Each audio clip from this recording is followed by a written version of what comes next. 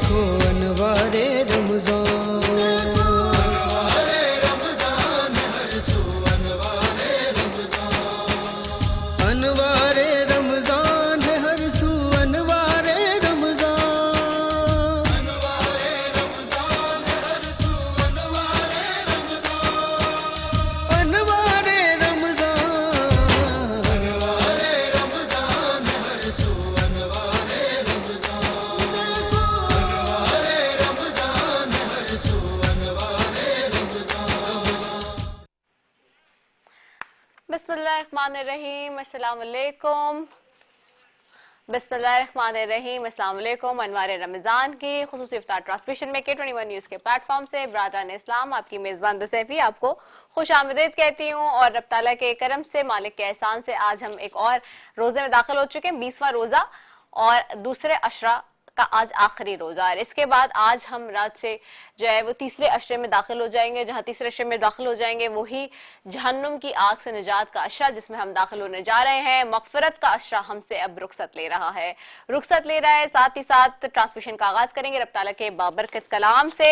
और उसके लिए जैसे कि रोजाना की तरह मेरे साथ यहाँ पर हमारे काई साहब मौजूद होते हैं, तो आज भी यहाँ पर मेरे साथ मौजूद हैं कारी। उनकी जानिब जाएंगे और ट्रांसमिशन का बाबरकत आगाज करेंगे रब ताला के कलाम से। जी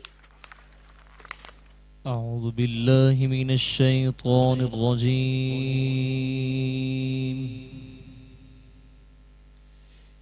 बिस्मिल्लाहिर रहमानिर रहीम।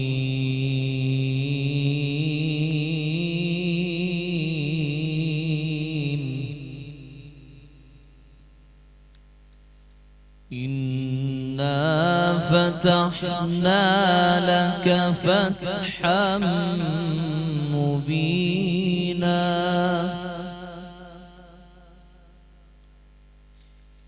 लियग़फ़िर लक अल्लाहु मा तक़द्दम मिन ज़ंबिक व मा तअख़ख़र व युतिम्म निअमतहु अलैक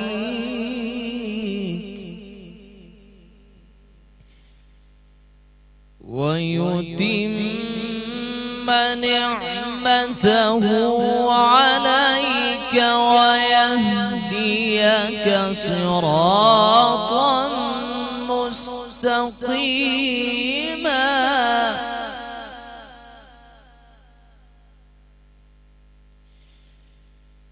इन्ना फतहना लक फतहम मुबीनन लियग़फ़िर लक अल्लाहु मा तक़द्दम मिन ज़ंबिक व मा तअख़ख़र व युतिम्म निअमतहु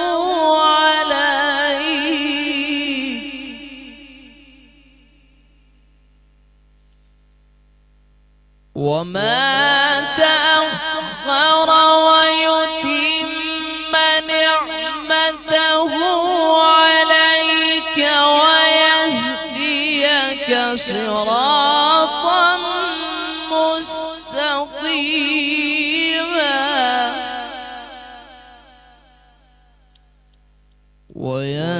وينصرك الله نصرا عزيزا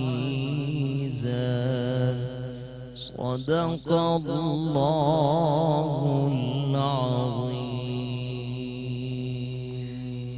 जी, कारी सुहेल नईमी की आवाज में आप रब ताला के कलाम सुन रहे थे। और जहां खुदा का जिक्र हो, जिक्र मुस्तफ़ा सल्लल्लाहु अलैहि वसल्लम ना हो, ऐसा कैसे हो सकता है। तो मेरे साथ यहाँ पर नात ख्वां हसीब सरवर्दी भी मौजूद हैं, उनकी तरफ जाऊंगी और देखते हैं कि आज कौन सा कलाम है जो तैयार करके लेकर आए हैं। जी अस्सलाम वालेकुम हसीब, कैसे हैं आप? आज कौन सा कलाम है जो तैयार करके लेकर आए? जी, पीर मुर्शिद इमाम इनकलाब नात अल्लामा रियाजुद्दीन शाह साहब सोहरवर्दी का कलाम है आपकी आला समात में। चलिए जी, बिस्मिल्लाह। मुस्तफा पर सलाम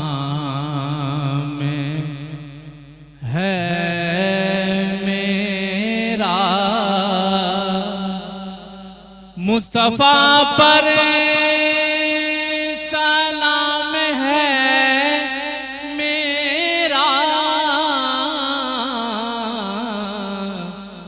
ऐसा बाये पयाम है मेरा, ऐसा बाये पयाम है मेरा। नारे दोज़ख हराम हो मुझे पर, वो जो कह दे गुलाम है मेरा, वो जो कह दे गुलाम है मेरा।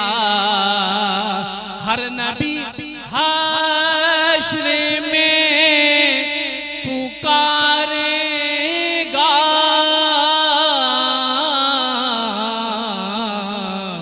बस मोहम्मद इमाम है मेरा, बस मोहम्मद इमाम है मेरा। मैं गुलामे रसूल अकरम हूँ, सब ज़माना गुलाम है मेरा। मैं रियाज़े नबी का बोले बोले हूँ, बाग जन्नत मकाम है मेरा, बाग जन्नत मकाम है मेरा। मुस्तफा पर सलाम है मेरा। सल्लल्लाहु अलैहि वसल्लम। और क्या ही खूबसूरत कहना है, बिल्कुल ऐसे ही है। और नबी पाक सल्लल्लाहु अलैहि वसल्लम की जहाँ बात हो वहाँ खुशबुएं मुअत्तर हो जाती हैं। तो नातख़्वां हसीब सरवर्दी हमारे साथ मौजूद नाज़रीन, और बहुत ही खूबसूरत कलाम पेश करने की सादत हासिल कर रहे थे बारगाह रसालत माब सल्लल्लाहु अलैहि वसल्लम में। और नाज़रीन आज जुम्मे का दिन भी है, लेकिन आज जुम्मतुल विदा नहीं है, क्योंकि अभी आना है जुम्मतुल विदा। तो आज लेकिन जुम्मे का दिन और खूबसूरत दिन, दिनों में दिनों का बादशाह जिसको कहते हैं, और जहां महीनों का बादशाह रमज़ान हो एक तरफ, वैसे ही फजीलतें, बरकतें, रहमतें अपनी इतनी सारी समेटे हुए हो, और वहीं पर जहां पर दिनों का बादशाह भी आ जाए तो क्या ही कहने फिर उस रमज़ान अल मुबारक के। वैसे ही मुबारक महीने में एक नेकी के बदले जो है, जहां पर 1 नंबर मिल रहा होता है, 1 नंबर मिल रहा होता है, वहां पर 70% मार्क्स आपको ज्यादा मिलते हैं रमजान में। तो सोचिए जुम्मे की फजीलत तो और बढ़ जाती है, जहां आप दुरूद शरीफ के जो है वो महफिलें सजाते हैं, जहां आप बाबरकत अपने कलाम से जो है वो महफिल को पुरनूर कर रहे होते हैं, और वहीं पर जुम्मे की सातें और मजीद आपको खूबसूरत बनाती है। जुम्मे का नूर एक अलग ही हर तरफ छाया होता है, गलियों में, करियों में, और आप देखते हैं बाजारों में, हर तरफ आपको जो जुम्मे का नूर नजर आता है उसकी भी क्या ही कहने हैं। तो आज जो इस मुकद्दस महीने के आगाज से हमारे आपके साथ एक सफ़र बंधा रहा है, और हमने कोशिश यही की कि इस ट्रांसमिशन के थ्रू आप तक अच्छी बात पहुंच जाए, ना कि कोई ऐसी बात जो कि कंट्रोवर्शियल हो, ना कि कोई ऐसी बात जिसमें जो है वो रेटिंग बढ़ाने के लिए उल्टे सीधे स्टंट किए जाएं। हमारी कभी ये कोशिश नहीं होती कि इस ट्रांसमिशन में हम रेटिंग्स बढ़ाने के लिए स्टंट्स करें, क्योंकि हमने जो ये महफिल सजाई है ना, वो दीन की महफिल सजाई है, वो मजहब की महफिल सजाई है, वो आपके लिए महफिल सजाइए, वो अपने रब ताला के लिए महफिल सजाइए, वो अपने नबी पाक सल्लल्लाहु अलैहि वसल्लम के लिए महफिल सजाइए। तो उसके लिए हमें ज़रूरत नहीं है कि ऊंचे हथकंडों में जाएं और रेटिंग्स के दौड़ में शामिल हों। इसी तरह से अगर हम ये काम करेंगे तो फिर हम जो यहाँ पर तालीमात दे रहे हैं वो कैसे पूरी होंगी। हम अब बात करें कि हमें अपना मुहासबा करना है, हमने अपना किबला दुरुस्त करना है, हमने डिसिप्लिन में आना है, हमने चीज़ें बेहतर करनी है, हमने माशरे में एक जो है वो ट्रेंड सेट करना है, एक ऐसा ट्रेंड जिसमें हम अच्छाई को ऊपर लेके जाएं और नेगेटिविटी को नीचे लेके जाएं। मजहब की तालीमात का जिस तरह से मजाक उड़ाया जा रहा है मुख्तलिफ टीवी चैनल्स और प्रोग्राम्स में, उसको देख के बहुत जो दिल है ना वो दुखता है और खून के आंसू आते हैं कि असल में हमारे मजहब का किस तरह से मजाक बनाने की कोशिश की जा रही है और किस तरह से लोग उसको देख के उसके ऊपर जो है वो कमेंट्स भी कर रहे हैं। लेकिन अनफॉर्चुनेटली रेटिंग्स की जंग में लोग इतना आगे चले गए हैं मालो दौलत की हवस में अगेन कि रमज़ान ट्रांसमिशंस को भी कारोबार की तरह से ही बना लिया है अनफॉर्चुनेटली। तो ये देख के बहुत अफसरदगी होती है कि एक ऐसा काम जो कि अल्लाह के लिए है, एक ऐसा काम जो कि नेकी के लिए, एक ऐसा काम जो माशरे की इस्लाह के लिए है, बेहतरी के लिए, उसको आप किस तरह से उसका इस्तेमाल कर रहे हैं अपने लालच के लिए, किस तरह से उसका इस्तेमाल कर रहे हैं अपने मफाद के लिए, किस तरह से उसका इस्तेमाल कर रहे हैं अपनी मटीरियलिज्म के लिए। अस्तगफिरुल्लाह नाउजुबिल्लाह। बहरहाल रमज़ानुल मुबारक की बात करें तो अल्लाह की तरफ से हम सबको एक, अगर आप क्योंकि मैं दीन और दुनिया को कनेक्ट हमेशा करती हूँ, तो आप ये देखिए कि रमज़ानुल मुबारक का जो महीना है वो अल्लाह ताला की तरफ से हमें एक इनाम है।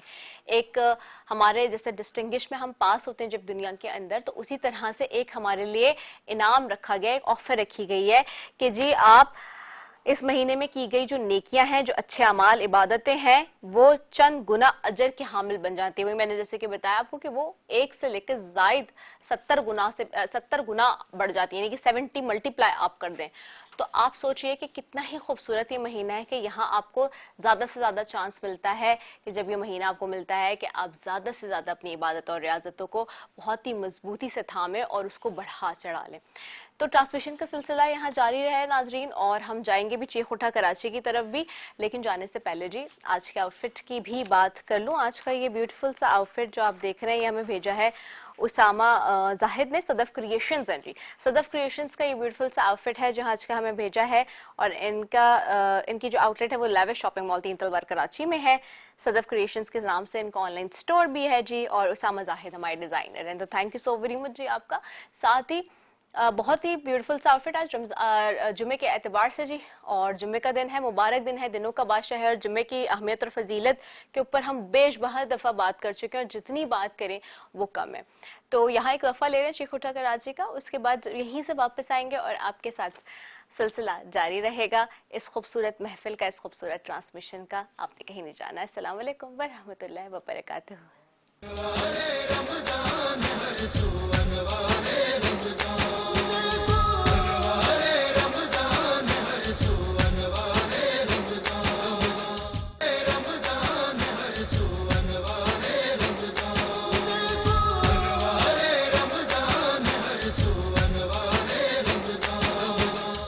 एक मरतबा फिर अनवारे रमजान की खुसूसी इफ्तार ट्रांसमिशन में K21 न्यूज के प्लेटफॉर्म से बरादरान इस्लाम आपकी मेजबान रसैफी आपको खुशामदीद कहती हूँ। और हम शेफ की तरफ गए थे, वहां से वापस आ गए।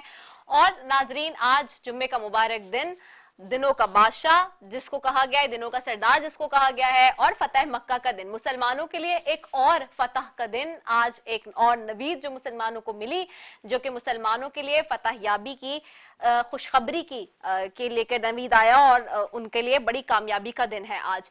साथ ही आज इस सेगमेंट में मेरे पास बड़े ही जबरदस्त खूबसूरत मेहमान भी हमारे साथ होंगे जो थ्रू आउट अब ट्रांसमिशन में हमारे साथ होंगे, और उनकी क्या ही कहने हैं कि उनको आप मुख्तलिफ टीवी चैनल्स में रमजान में खासतौर पर एसोसिएशन देखते हैं उनकी, और साथ ही उनकी आवाज के जादू की क्या बात करूं, उनकी शख्सियत की क्या बात करूं कि जब उनकी शख्सियत होती है सेट पे मौजूद तो फिर कोई और शख्सियत की नजर नहीं आती, मैं तो ये कहती हूँ। और मेरे तो भाइयों के जैसे हैं, हमेशा से बहुत मोहब्बत और बहुत एहतराम का रिश्ता, और आज उन्होंने हमें शर्फ बख्शा है।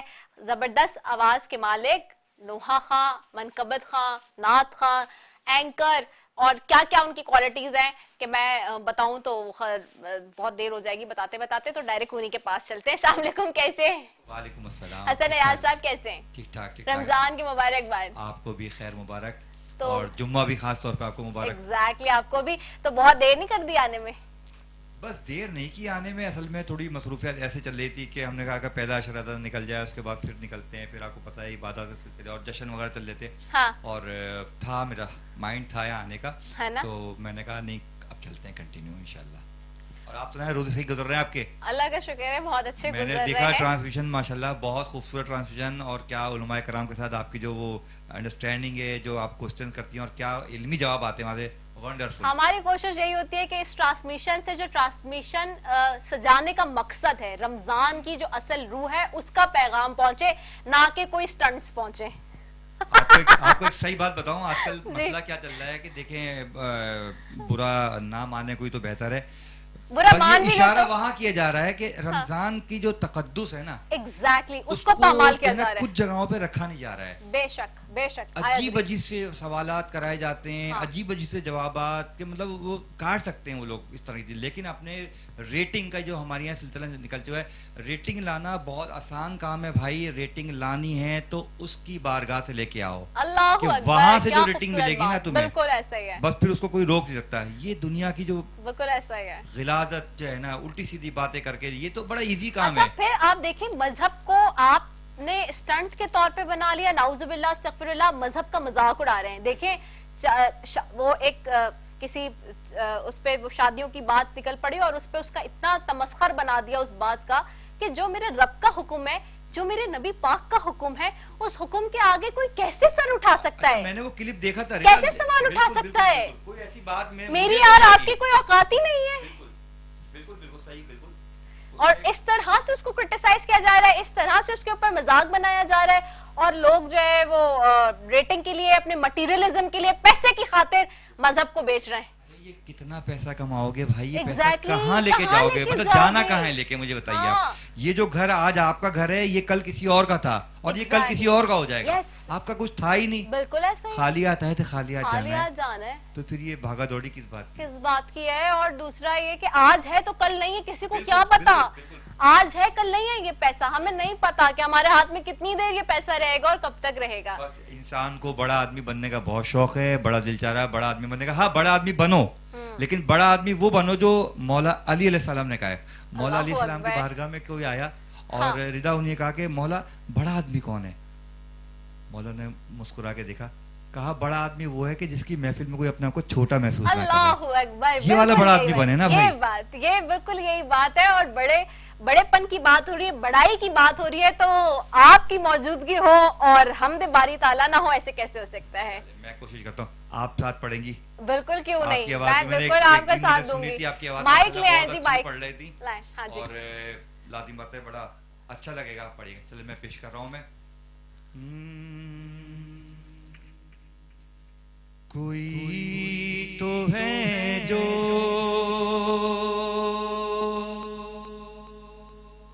निजाम हस्ती चला रहा है, वही खुदा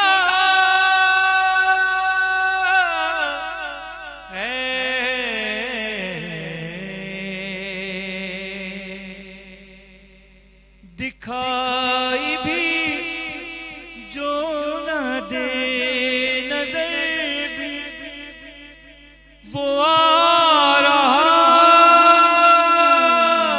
है, वही खुदा है, वही खुदा वही खुदा है, वही खुदा है। ये दो जहां है,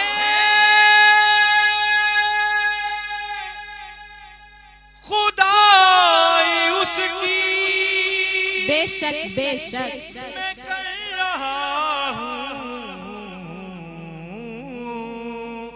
बड़ाई उसकी वो जिसके आगे, वो जिसके आगे आगे अली भी सर को झुका रहा है। वाह, बेशक वही खुदा है कि वही खुदा है, वही खुदा है कि तलाश उसको न बुतों में वो है बदलती हुई रुतों में, जो दिन को रात और रात को दिन बना रहा है। वही खुदा है, वही खुदा है, वही खुदा है, वही खुदा है। वाह वाह, बेशक वही खुदा है। क्या ही कहने हैं, आपकी जो आवाज है माशाल्लाह से सलामत रहे भाई। मैं तो हमेशा कहती हूँ कि आपके होने से पता चलता है कि सेट पे कुछ हो रहा है जी। अरे बस असल में मसला क्या है कि ये जो जिक्र है ना, उस जिक्र ने हमें और आपको बड़ा किया हुआ है। अल्लाह हमारी कोई अकबर, बिल्कुल औकात ऐसे, ही नहीं है। बिल्कुल ऐसे ही। इंसान तेरी कोई औकात कोई नहीं है। औकात नहीं है। बस दुआ कर के ये जिक्र, ये रिश्ते तुझसे जुड़ जाएं, बेशक तो फिर देखें आपके दुनिया कितनी मोहब्बत करती है, दो जहां में आपकी इज्जत होगी। ऐसे ही है, ऐसे ही। और इसके लिए भी आपका यहाँ से खालिस होना भी बहुत जरूरी है। नियत अच्छी होगी ना तो फिर हर काम अच्छा होगा। इंसान की जब नियत ही खराब होगी, उसमें खोट होगी, किसी को जलील करने का, किसी के साथ हसद किया जाता है, तो इन सब बातों से आपको पता मिलता क्या है? कुछ भी नहीं कुछ भी मिलता। नहीं मिलता। अच्छा, आपके हसद करने से फर्ज करें रिदा आपकी ट्रांसमिशन बहुत अच्छी हो रही है और मैं किसी और चैनल पे बैठा हुआ काम कर रहा हूँ, तो मैं जल रहा हूँ आपको देख, अच्छा उससे फायदा क्या होगा? कुछ भी नहीं होगा, सिवाय कि मेरा खून जलता रहेगा। बिल्कुल ऐसे। आपका कुछ नहीं बिगाड़ पाऊंगा मैं। तो इसलिए इन बातों से दूर रहिए, वर्क करें, अपने काम को मजबूत करें, अपने काम के जरिए आप दुनिया से तारीफ लें। बिल्कुल ऐसा ही है, बिल्कुल ऐसे ही। अपने काम से तारीफ ले। और दूसरा ये कि हर चीज को जो हमारे यहाँ मटेरियलिस्टिक बना दिया है ना, वो ना करें, मैं हमेशा कहती हूँ। क्योंकि देखिए ना, बात सबसे इम्पोर्टेंट ये है कि जहां पर भी हमने मटेरियलिस्टिक अप्रोच शुरू कर दी है ना, वहीं पर हमारा वो जो कनेक्शन है ना एक, वो उस तरह से नजर नहीं आ रहा होता। हाँ ठीक है, हम रेटिंग्स की खातिर तो दुनियावी वाहवाही ले लेंगे, लेकिन जिस काम के लिए हम यहाँ बैठे हैं उसकी जो बात है वो नहीं आएगी। मैं ही कह रहा हूँ, रेटिंग लेने के लिए, तमाम चीजें लेने के लिए आपका क्या काम काफी नहीं है क्या? कंटेंट, अच्छा काम, कंटेंट अच्छा होगा जो रमजान से रिलेटेड हो। बिल्कुल। और सबसे बड़ी बात, अच्छा ये आप हरकतें कर भी कब रहे हो रमजान के बाबरकत नहीं। अल्लाह अकबर, अल्लाह अकबर। मतलब कि आप पूरे 11 महीने आपको नहीं करना चाहिए, लेकिन वो आपको आजादी हो जाती है। बिल्कुल ऐसा आपके है। पास किसी भी फील्ड से आप ताल्लुक रखते हैं, आप वहाँ झोल चाय करें आप, लेकिन रमजान के महीने में तो मतलब मुझे बुरा लगता है कि वो लोग मतलब जो रमजान के महीने में इसको इश्यूज बना के, और मैंने देखा था अभी एक वो थी, वो एक्टर, मतलब वो पत्नी, मैं नहीं जानता उनको, कि वो मतलब रमजान की गेटअप, आप भी तो है ना, रमजान है, आप रमजान का तकद्दुस पामाल ना करें। बस ये हमारी यहाँ से आज इस प्लेटफॉर्म से आपसे गुजारिश है कि रमजान के महीने का तकद्दुस पामाल ना करें, और जो रमजान का एक तकद्दुस है, एहतराम, उसको बरकरार रखें। तो यहाँ वक्फा ले लें एक। आप अब आए हैं तो मैं चाहूंगी कि आप वक्फा ले लें आज। अच्छा, आपसे गुजारिश है कि आप लोग कहीं मत जाइएगा और देखते रहिए K21 की ये खुसूसी नशरियात अनवार रमजान। मैं और हमारी बहन रिदा सैफिया मौजूद हैं, देखते रहिए।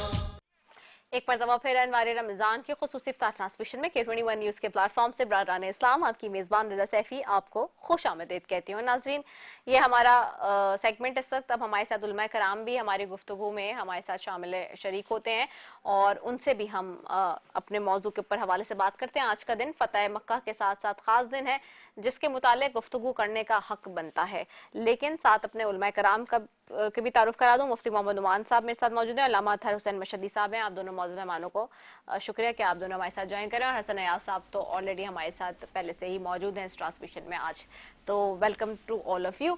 नाजरीन, बात करूंगी फतह मक्का की, और हर दिन के मुनासबत से हम रमजान में आपको पता है कि बात कर रहे हैं। आज का ये तारीखी मौजू जिस पर हम गुफ्तगू कर रहे हैं, फतह मक्का पैगंबर खुदा ताला सल्लल्लाहु अलैहि वसल्लम के अहम तरीन गज़वात में से है, जिसके नतीजे में सन 8 हिजरी को शहर मक्का फतह हुआ। मिलादी साल के मुताबिक 10 जनवरी 630 ईस्वी का दिन था। फतह मक्का के साथ ही जजीरतुल अरब के अक्सर कबाइल ने सन 10 हिजरी तक इस्लाम कबूल कर लिया, और इस तरह पूरे जजीरतुल अरब में इस्लाम की हाकमियत हुई। ये गज़वा कुरैश की जानिब से सुलह हुदैबिया की अहद शिकनी के नतीजे में वाक़ हुआ।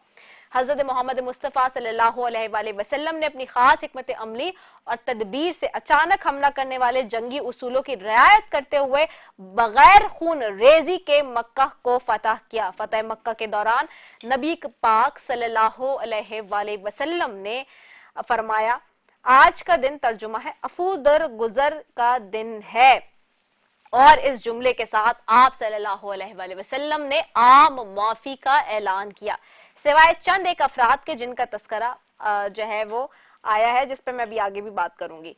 तो आपने आम माफी का ऐलान किया कुफार सामने, मुशरिकीन सामने, वो सामने जो आपके जानी दुश्मन बने हैं, लेकिन आप आम माफी का ऐलान कर रहे हैं। यहाँ से पता चलता है कि दीन इस्लाम कितना बड़ा अमन का दीन है।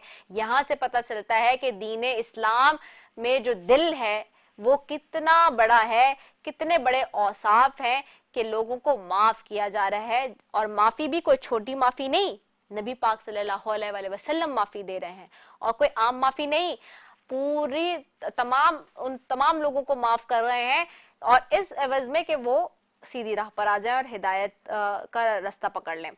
फतह मक्का के थोड़े से पस मंजर की अगर बात करूं तो कुरैश की तरफ से सुलह हुदैबिया की खिलाफ वर्जी पर पैगंबर अकरम सल्लल्लाहु अलैहि वसल्लम के मुशरिकीन मक्का के खिलाफ लश्कर कशी और इसकी फतह का बुनियादी सबब थी।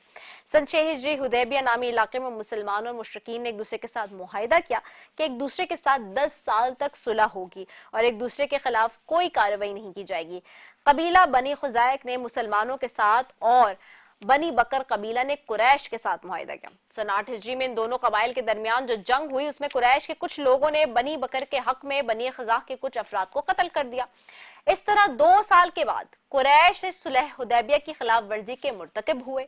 अगरचे अबू सफियान माफी मांगने के लिए खुद मदीने गया, लेकिन उसकी माफी कबूल नहीं की गई। इस वाक़े के कुछ ही अरसे बाद पैगंबर खुदा नबी पाक सल्लल्लाहु अलैहि वसल्लम 10,000 लोगों के लश्कर के साथ मक्के की तरफ बढ़े। फिर अबू सुफियान ने भांप लिया कि अब मुसलमान इस बात का जो है वो बदला लेंगे, इसलिए उसने सलाह को जारी रखने की कोशिश के तौर पर मदीना का दौरा किया। अबू सुफियान अपनी बेटी उम्मे हबीबा के घर पहुंचा जो इस्लाम ले आई थी और हजरत मोहम्मद मुस्तफ़ा मुश्तबा सल्लल्लाहु अलैहि वसल्लम की ज़ौजा थी। जब उसने नबी सल्लल्लाहु अलैहि वसल्लम के बिस्तर पर बैठना चाहा तो ज़ौजा रसूल सल्लल्लाहु अलैहि वसल्लम उम्मे हबीबा ने बिस्तर और चादर लपेट दी और अपने बाप अबू सफियान को नबी पाक सल्लल्लाहु अलैहि वसल्लम के बिस्तर पर बैठने ना दिया। उससे हैरान होकर पूछा कि बिस्तर क्यों लपेटा गया? तो ज़ौजा रसूल सल्लल्लाहु अलैहि वसल्लम उम्मुल मोमिनीन उम्मे हबीबा ने जवाब दिया कि आप मुशरिक और नजस हैं, इसलिए मैंने मुनासिब न समझा कि आप नबी पाक सल्लल्लाहु अलैहि वसल्लम के पाक बिस्तर पर बैठे। जब अबू सुफियान ने सुलह की तजदीद के लिए मोहम्मद मुस्तफ़ा सल्लल्लाहु अलैहि वसल्लम से रुजू किया तो उन्होंने कोई जवाब नहीं दिया। फिर उसने कई बुजुर्गों की वस्तात से कोशिश की मगर कामयाब नहीं हुआ। सख्त गुस्से और मायूसी में उसने तजदीद सुलह का यकतरफा ऐलान किया और मक्का वापस चला गया। जंग तो हुई नहीं मगर अहवाल कुछ इस तरह से हुआ कि एक मकाम पर पैगंबर खुदा हज़रत सल्लल्लाहु अलैहि वसल्लम ने ताकीद की कि लश्कर को बिखेर दिया जाए और आग जलाई जाए ताकि कुरैश मक्का ये समझे कि लश्कर बहुत बड़ा है और बुरी तरह डर जाए। इसलिए आप सल्लल्लाहु अलैहि वसल्लम की दिली ख्वाहिश थी कि मक्का बगैर खून रेजी के फतह हो जाए। खून न बहाया जाए क्योंकि वो पाक सरजमीन है। चनाचे आप सल्लल्लाहु अलैहि वसल्लम की तदबीर कारगर रही। मुशरिकीन के सरदार अबू सुफियान ने दूर से लश्कर को देखा। एक शख्स ने कहा कि शायद बनु खज़ा के लोग हैं जो बदला लेने आए, मगर उसने कहा इतना बड़ा लश्कर और इतनी आग बनु खज़ा के बस की बात नहीं। तो जब ये बात हुई तो इसके बाद अबू सुफियान ने हजरत मोहम्मद मुस्तफ़ा सल्लल्लाहु अलैहि वसल्लम के चचा अब्बास की पनाह में अमान पाने के लिए लश्कर इस्लाम की तरफ रवाना हुआ। कुछ मुसलमानों ने इसे मारना चाहा, मगर चूंकि अब्बास बिन अब्दुल मुत्तलिब ने पनाह दे रखी थी इसलिए बाज आए। रात को कैद में रखकर सुबह अबू सुफियान को मोहम्मद मुस्तफ़ा सल्लल्लाहु अलैहि वसल्लम की खिदमत में पेश किया। नबी अल्लाह हजरत मोहम्मद मुस्तफ़ा सल्लल्लाहु अलैहि वसल्लम ने अबू सुफियान को देखा तो फरमाया, क्या अभी इसका वक्त नहीं आया है कि तू ये समझे कि खुदा के अलावा और कोई खुदा नहीं है। अबू सुफियान ने कहा कि अगर खुदा वाहिद के अलावा कोई खुदा होता तो हमारी मदद करता। ये देखकर उसने खुदा को तस्लीम किया है। आप सल्लल्लाहु अलैहि वसल्लम ने पूछा, क्या उसका वक्त नहीं आया कि तुम जानो कि मैं सल्लल्लाहु अलैहि वसल्लम अल्लाह का पैगंबर हूँ। उस पर अबू सुफियान ने कहा कि मुझे आप सल्लल्लाहु अलैहि वसल्लम की रिसालत में तरद्दुद है। उस पर उनको पनाह देने वाले अब्बास बिन अब्दुल मुत्तलिब सख्त नाराज हुए और कहा कि अबू सुफियान अगर तू इस्लाम न लाया तो तुम्हारी जान की कोई जमानत नहीं। उस पर फिर अबू सुफियान ने इस्लाम कबूल किया। आगे भी ये किस्सा लंबा है काफ़ी, इस पे मैं आपको फिर पेश करती रहूंगी, लेकिन अपने उलमाए कराम की तरफ जाऊंगी। मुफ्ती नुमान बैठे, मुफ्ती साहब आपकी तरफ आऊंगे। मुफ्ती साहब, फतेह मक्का का दिन और इंतहाई अहम ये दिन मुसलमानों की फतूहात में से एक बड़ी फतह, और मक्का जब फतह हो रहा है तो नबी पाक सल्लल्लाहु अलैहि वसल्लम वहाँ पे एक कतरा भी खून का ना बहे और पाक मुकद्दस सरजमीन पे कोई खून रेजी ना हो उसका भी ख्याल रख रहे हैं। और आज जबकि हम देखते हैं, इसको मैं लिंक अप करना चाह रही हूँ गजा से। आप देखें कि वो पाक सरजमीन है, लेकिन आपके सामने है कि गजा में क्या हो रहा है। परसों की बात है कि 126 से जायद बच्चों को इस वक्त सीज फायर की जो खिलाफ वर्जी है वो की गई है और उनको शहीद किया गया है। क्या कहेंगे? अल्हम्दुलिल्लाह रब्बिल आलमीन, अस्सलातु वस्सलामु अला सय्यिदिल अंबिया वल मुरसलीन। अल्लाह पाक ने कुरान पाक के अंदर बयान किया सूरह फतह की इब्तिदाई आयत के अंदर, फिर सूरह फतह के आखिरी रुकू के अंदर भी इस बात को डिस्कस किया, इन्ना फतहना लका फतहम मुबीना, बेशक हमने आपको एक रोशन फतह अता की। आज का दिन जो मुनासबत रखता है एक अजीम वाक़ये से, और हम बिलखुसूस चाहेंगे, और ये K21 मुझे इस वजह से भी आप लोग की नशरियात में आने का और बात करने का शौक़ है कि हर वो टॉपिक जो रमज़ान मुबारक के अंदर रूनुमा हुआ उसको हाईलाइट किया जाता है, और इसकी speciality specially for the youngster, ताकि हमारी यंग जनरेशन को पता चले कि रमज़ान का मतलब सिर्फ सहरी, इफ्तारी, रोज़ा और तरावी नहीं है, ये बहुत सारी चीज़ें लेकर हमारे पास आया है। जिसके अंदर आज 20 रमज़ानुल मुबारक जो कि फ़तह मक्का का दिन है, बहुत अजीम दिन, मुसलमानों की एक बहुत बड़ी विक्ट्री जिसको परवरदिगार ने कुरान के अंदर एक्सप्लेन भी किया और मुसलमानों ने उसको सेलिब्रेट भी किया। इसका पूरा पस मंज़र आपने अपने इंटरव्यू के अंदर बता दिया। बस छोटी सी बात ये करना चाहूँगा कि इसका लिंक होता है सुलह हुदैबिया से। जी, सुलह हुदैबिया से लिंक इस तरह होता है कि जब उसके अंदर ये लिख दी गई थी बात कि there would not be no war between Muslims and Quraysh for 10 years, जब 10 साल तक वॉर नहीं होगी मुसलमानों और कुरैश के दरमियान, तो कुरैश मक्का ने उस जो बात लिखी गई थी उसकी अहद शिकनी की और बनु बकर ने अटैक किया बनु खुजा के ऊपर। अच्छा, अभी देखिए कता कलाम में माफी, मुशरिकीन की हमेशा से आदत है कि मुआहिदे की खिलाफ वर्जी करते हैं। जी बिल्कुल। तो जब बनु बकर ने अटैक किया बनु खुजा के ऊपर, तो उसकी वजह से वो ट्रीटी डिसॉल्व हो गई और आप अलैहिस्सलाम ने 3 शराइत उनके सामने रखी। पहली शर्त आप अलैहिस्सलाम ने ये रखी कि जिन्होंने अटैक किया उनको हमारे हवाले किया जाए ताकि हम ब्लड मनी ले लें। दूसरी शर्त ये की थी या तो उनकी ब्लड मनी पे की जाए, और तीसरी शर्त ये थी कि आप इस ट्रीटी को डिसॉल्व करें ताकि फिर मैं अपना नेक्स्ट स्टेप ले सकूं। तो मक्का के लोगों ने कहा कि ठीक है हम ट्रीटी को डिसॉल्व करते हैं। तो उसके नतीजे में फतह मक्का अमल में आई। तो फतह मक्का के अंदर आप अलैहिस्सलाम अपने तकरीबन 10,000 के सहाबा के साथ गए मक्का की तरफ, और उधर बगैर खून रेजी के उस शहर मक्का को फतह किया, क्योंकि परवरदिगार ने कुरान में इस बात को एक्सप्लेन किया, वमन दखलहु कान आमिना, कि मक्का वो शहर है जो इसमें दाखिल हुआ वो अमन में आ गया। तो आप अलैहिस्सलाम ने यही कहा था कि मक्का के अंदर ब्लड शेड नहीं करना, चूंकि इसकी परमिशन इस्लाम में हरगिज नहीं है। अब आप अलैहिस्सलाम के कैरेक्टर से, उनकी गुडविल से, पीस से और उनकी प्रीचिंग की वजह से मक्का के लोग इस्लाम लेकर आ गए, और यूं मक्का शहर मुसलमानों के हुकूमत में आ गया, और जिसकी वजह से मुसलमानों के ऊपर बहुत ज़्यादा जुल्म सितम होता रहा लाइफ इन मक्का में। फिर लाइफ इन मदीना के अंदर आके वो सेटल्ड हुआ मदीना पाक के अंदर। तो 8 हिजरी और 20 रमज़ान मुबारक के अंदर ये मक्कातुल मुकर्रमा फतह हुआ और मुसलमानों का यहाँ पे दौर दौरा हुआ और मुसलमान इसके अंदर रूलिंग करने लगे। जब आप अलैहिस्सलाम यहाँ पर आए तो मक्का के लोग ये डर गए ये समझकर कि आज तो मुसलमान हमसे बदला लेंगे। और वाकई मुसलमान इतनी ताकत में थे और इतनी पावर में थे, इतनी तादाद में थे कि वो एक एक से चुन चुन के अपना बदला ले सकते थे। लेकिन आप अलैहिस्सलाम ने अपनी एक बेस्ट एग्जाम्पल उनके सामने एस्टेब्लिश की कि मैं रहमतुल लिल आलमीन बनाकर भेजा गया। मेरा मकसद दुनिया में लोगों के लिए अमन देना था, लोगों से मोहब्बत करना था और उनको अपने रब की तरफ रागिब करना था। तो आप अलैहिस्सलाम ने आम माफी का ऐलान किया और उन अल्फाज को रिपीट किया जो यूसुफ अलैहिस्सलाम ने अपने भाइयों के लिए कहा था कि ला तसरीबा अलैकुमुल यौम, कि आज के दिन किसी के ऊपर कोई मलामत नहीं है, क्योंकि मैं मोहम्मद रसूलुल्लाह अल्लाह का नबी हूँ और मुझे भेजा इसलिए किया गया कि मैं दीन को इस्टेब्लिश करूँ, अमन को कायम करूँ और लोगों को उनके रब की तरफ मुतवज्जा करूँ। तो मक्का के सभी लोग तकरीबन इस्लाम लेकर आ गए और इस तरीके से मक्का फतह हुआ। आप अलैहिस्सलाम ने बैतुल्लाह शरीफ को पाक किया और उस वक्त आयत करीमा पढ़ते रहे वकुल जाल हक व ज़हक़ल बातिल इन्नल बातिल कान ज़हूका, कि बेशक हक आ गया और बातिल मिट गया और बातिल मिटने के लिए ही है। और फिर मुसलमानों ने मक्का के अंदर और खाने काबा के अंदर नमाज अदा की। इस तरीके से शहर मक्का मुसलमानों की रूलिंग एरिया के अंदर आ गया। जो सबसे बड़ा मुसलमानों को प्रॉब्लम थी पूरी लाइफ इन मदीना के अंदर, वो यही डर रहता था कि कब अटैक हो जाए। बदर, फिर मक्का वाले आ गए, फिर ओहद, फिर मक्का से अटैक हुआ, फिर खंदक, फिर मक्का से अटैक हुआ। तो पैदल पे बैटल्स होती रहीं। तो सुलह हुदैबिया में ये बात तय हो गई थी, तो मुसलमानों के पास एक बड़ा प्लेटफॉर्म खुल गया था कि अब आउट ऑफ मदीना भी हम इस्लाम की प्रीचिंग कर सकेंगे। इसलिए 7th ईयर ऑफ हिजरा के अंदर आप अलैहिस्सलाम ने लेटर्स लिखना शुरू किए और मुख्तलिफ एम्परर्स को लेटर्स भेजे इस्लाम की तरफ उन्हें इन्वाइट करने के लिए। वो मौका हमें इसलिए मिला कि अब हमें पता था कि अब मक्का की तरफ से हमें अटैक नहीं होगा, अब हम आज़ाद हैं और अपने तौर पर इस्लाम की प्रीचिंग आउट ऑफ मदीना भी ले जाएं। लेकिन होना वही था क्योंकि उन्हें वादे का पास नहीं था। और अल्लाह ने वादे के मुतालिक तो कुरान में कहा इन्नल आहद कान मसूला, कि जिससे कभी कोई कमिटमेंट करो तो उसको पूरा करो, क्योंकि इसके बारे में परवरदिगार क़यामत के दिन तुमसे पूछेगा। इसलिए तो आप अलैहिस्सलाम ने 3 शराइत रखी थी कि जब तक आप उस ट्रीटी को डिसॉल्व नहीं करेंगे उस वक्त तक मैं बॉन्ड हूँ, आपके साथ जंग नहीं कर सकता। वो ट्रीटी डिसॉल्व की, आप अलैहिस्सलाम गए। अब हुआ क्या था कि बनु बकर ने बनु खुजा पे जब अटैक किया तो बनु खुजा वो अलायंस ट्राइब था मुसलमानों का, मतलब उनका फ्रेंड ट्राइब था। जब फ्रेंड ट्राइब था तो उसकी भी रिस्पॉन्सिबिलिटी आप अलैहिस्सलाम के ऊपर।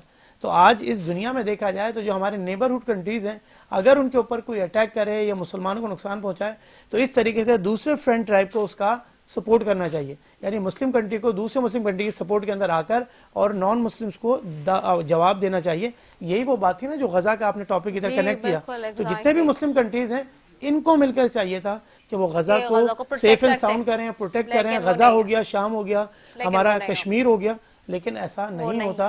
उनके बहुत सारी डिप्लोमेटिक अफेयर्स बीच में आ जाते हैं और उनकी अपनी पर्सनल चीजें बीच में आ जाती हैं, जिसकी वजह से मुसलमानों की अहमियत को वो दूर कर देते हैं। हालांकि हुजूर अलैहिस्सलाम ने अपने हज्जतुल विदा के अंदर एक मुस्लिम की अहमियत को बता दिया था कि यह हरम काबा से भी ज्यादा मुस्लिम की अहमियत है, उसकी हुर्मत है, उसकी जान की और उसकी माल की। लेकिन आज हमने इन चीजों को फरामोश किया, जिस वजह से मुसलमान आज इन परेशानियों का शिकार हैं। और डिप्लोमेटिक अफेयर्स में भी हमें अपने जिस बुनियाद पे हमने अपना ये मुल्क लिया है कि वतन लिया है, तो हमें वो अपना बेसिक अपना ओरिजिन नहीं भूलना चाहिए। मेरे ख्याल से डिप्लोमेटिक अफेयर्स पे हमें उसका भी ख्याल रखना चाहिए। अल्लामा हुसैन मशदी साहब, अल्लामा हुसैन मशदी साहब आपकी तरफ होंगे। साहब आज का मौजू और सवाल तो आप समझ ही गए।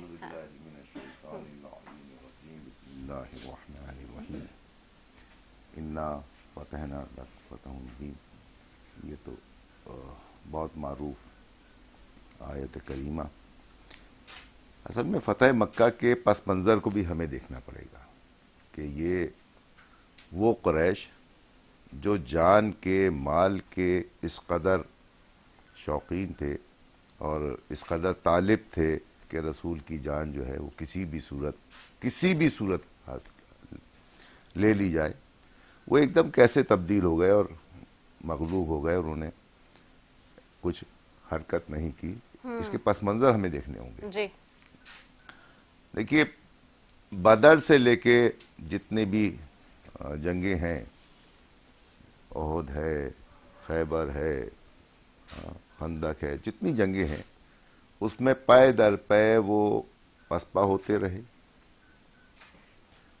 और किसी एक जंग में भी आगे न बढ़ सके, चूँकि पै दर पे जंग हारते रहे। और मौलाए कायनात, अमीर कायनात, अमीरुल मोमिनीन अली इब्न अबी तालिब की एक हैबत थी जो वहाँ बड़ी असर पजीर थी।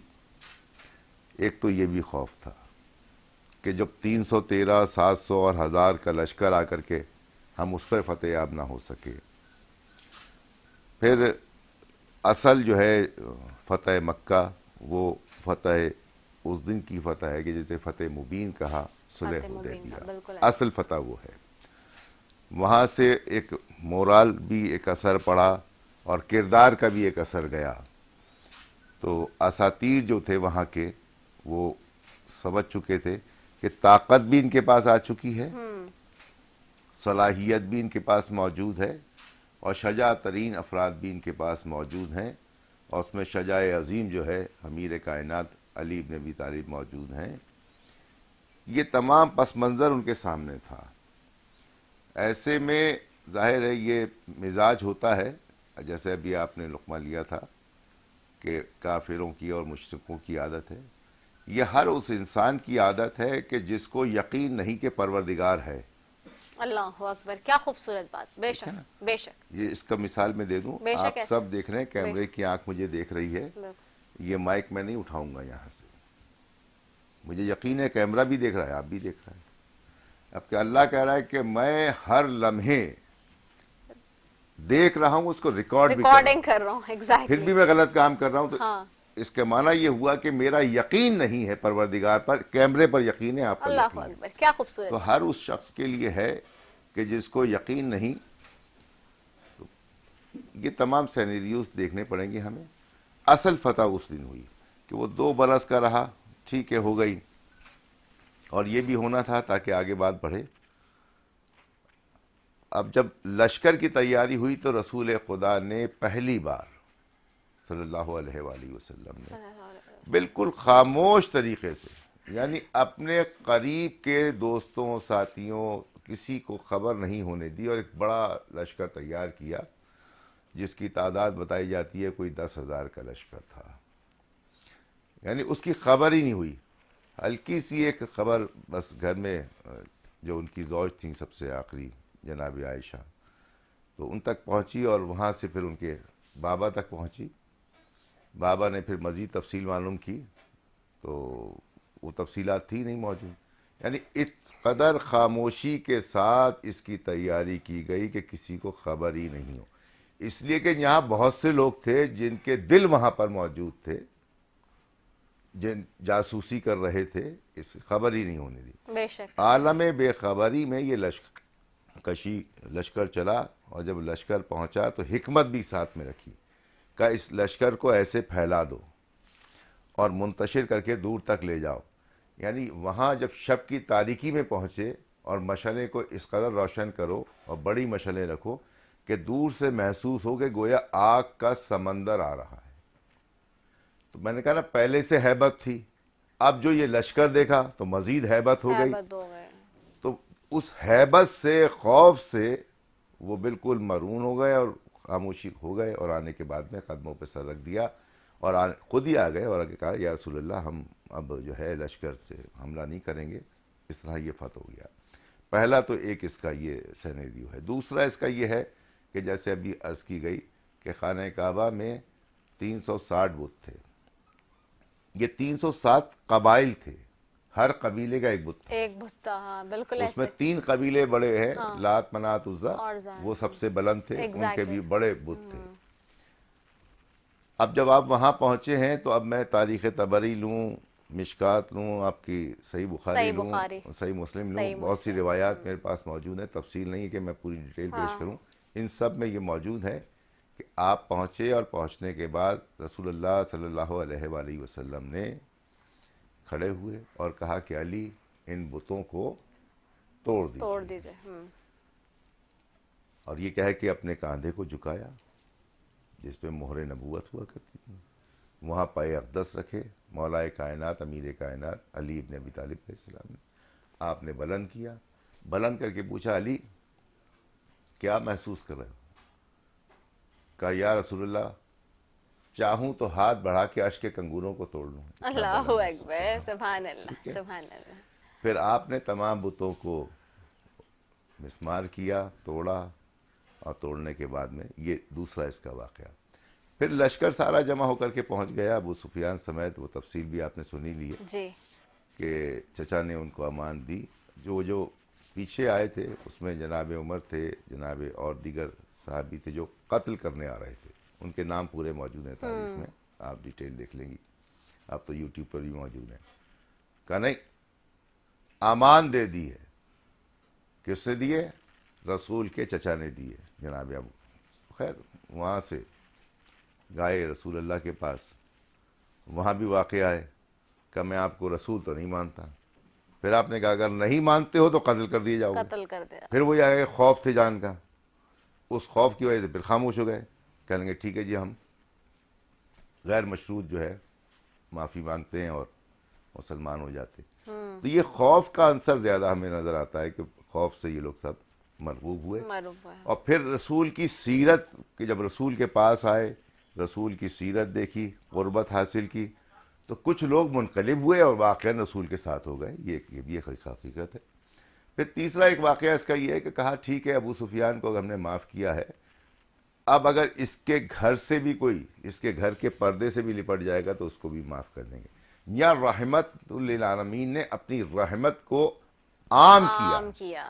ये तीसरा वाक़या इसका ये आता है।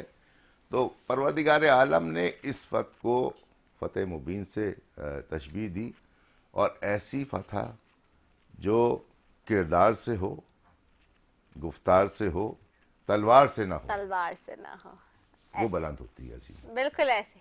क्या खूबसूरत तरीके से बयान किया दोनों हमारे उलमाए कराम ने। यहाँ एक वक्फा लेते हैं, वक्फे के बाद हाजिर होंगे। एक और मेहमान भी हमें ज्वाइन करेंगे। रोजाना की तरह आपको पता है हमारा सेगमेंट होता है, मेहमान होते हैं उसके अंदर, तो कहीं नहीं जाए आप, स्टे ट्यून। अस्सलाम वालेकुम व रहमतुल्लाहि व बरकातुहू।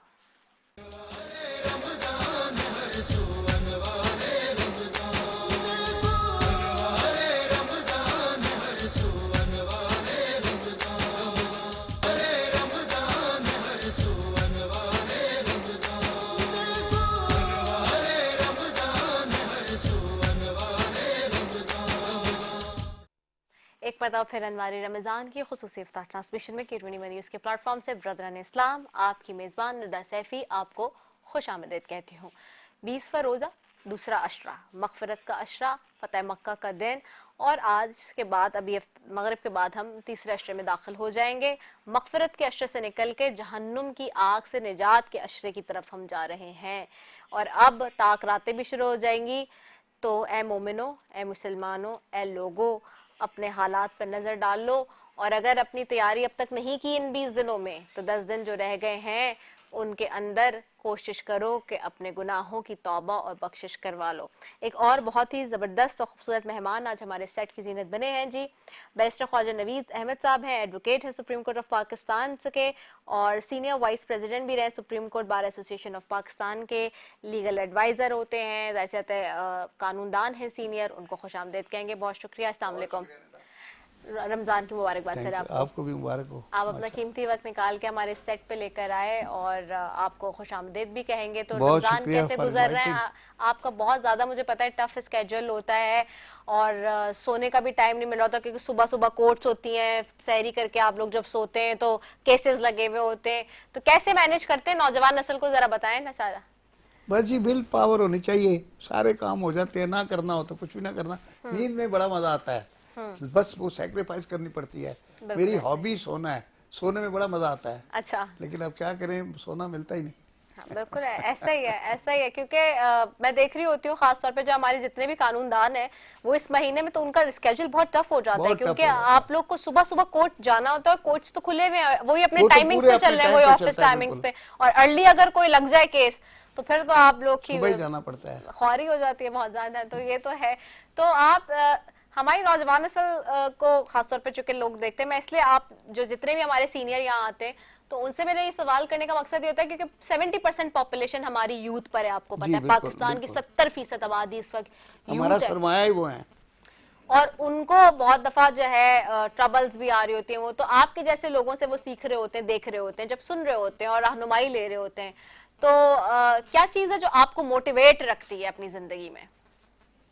मोटिवेट तो बस यही है कि देखें, आप बात ये है कि आप खुद भी इसमें मीडिया में भी हैं कि किसी भी शोबे में नाम पैदा करना जो है वो आसान है, लेकिन जब एक दफ़ा नाम पैदा हो जाए उसको मेंटेन रखना बहुत मुश्किल है।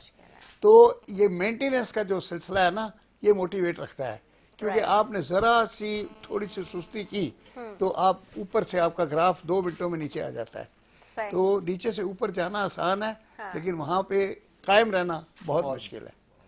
ये तो बिल्कुल आपने बहुत उसके लिए सारी स्ट्रगल है, क्योंकि अब और मजीद ऊपर जाने की गुंजाइश है नहीं। हाँ। हाई कोर्ट का जज भी रह गया, एडवोकेट जनरल सिंध भी रह गया, बिल्कुल ऐसे। कोई और ओहदा बाकी रहा नहीं। बिल्कुल तो अब ये है कि जो रह गया उसको मेंटेन रखना है, डेकोरम रखना है।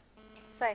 तो सबसे ज्यादा, जैसे तो आप हाई कोर्ट के जज भी रहे हैं खान साहब, और आप बार के भी चेयरमैन रहे, एक्स सिंध बार काउंसिल का भी चेयरमैन था एज एडवोकेट जनरल। जी बिल्कुल यही कह रही हूँ मैं। सारे आप सबसे ज्यादा टफ टाइम आपको कौन सी पोजीशन पे लगा कि आपको लगा कि ये बड़ा टफ टाइम मेरा रहा? एज ए हाई कोर्ट जज जो था वो एक मुश्किल काम है। आप कसौटी पे बैठे होते हैं और बड़ा लोग आपकी एक एक हरकत को वॉच कर रहे होते हैं, और उसको अपने आप को संभाल के चलना और फिर लोगों में इंसाफ बांटना, ये सबसे मुश्किल काम है। तो ख्वाजा साहब, मौला अली का कौल है, हम अभी जैसे तो ये 3 दिन मौला अली के भी चल रहे हैं कि कुफ्र का निजाम तो चल जाता है लेकिन जुल्म का नहीं चल जुल्म सकता। का नहीं चल सकता। तो हमारे पाकिस्तान में इस वक्त 3 मिलियन से जायद पाकिस्तानी कोर्ट्स में केसेस पेंडिंग में, 3 मिलियन से जायद, आपको तो पता होगा, ठीक है, और लोगों को इंसाफ नहीं मिल रहा, जिसकी वजह से माशरे में बेरा रवी और ये सारी चीजें हैं। आप एज अ कानूनदान क्या समझते हैं, हमारी क्या कोताही है जिसकी वजह से इतने केसेस पेंडिंग में है? प्लस ये अगर इंसाफ नहीं देंगे लोगों को तो सिस्टम कोलैप्स कर जाएगा, जो हमें नजर भी आ रहा होता है। बिल्कुल, ये जब अदालतों से इंसाफ ना मिले तो लोग जो है कानून अपने हाथ में ले लेते हैं, और जो कानून में जब हाथ लेते हैं तो उसे अनार्की कहते हैं। समझो कि वहाँ कानून फिर ख़त्म हो जाता है। तो ये ड्यूटी है हमारी भी, जजेस की भी, सब की, कि डिस्पेंसेशन ऑफ जस्टिस करें और जल्द से जल्द करें, ताकि ये जो delay in justice is denied, justice delayed is justice denied, ये एक बड़ा पुराना मुहावरा है और वो अभी तक चल रहा है, और ये बात भी सही है। और मैंने एक बचपन में देखी थी अमिताभ बच्चन की फिल्म, तो वो बीए करता है, बीए कर रहे हैं, आप जरा से नहीं, बिल्कुल सही है। वो बीए करके जाता है, सुबह से शाम तक नौकरी ढूंढने, दरखास्तें देने, और उसको कुछ नहीं मिलता। तो घर आता है तो उसकी माँ जो थी वो पूजा पाठ कर रही होती है। तो आके बड़े गुस्से से अपनी माँ से कहता है कि छोड़ दो, ये भगवान कुछ नहीं करता, इसके पास कुछ भी नहीं है।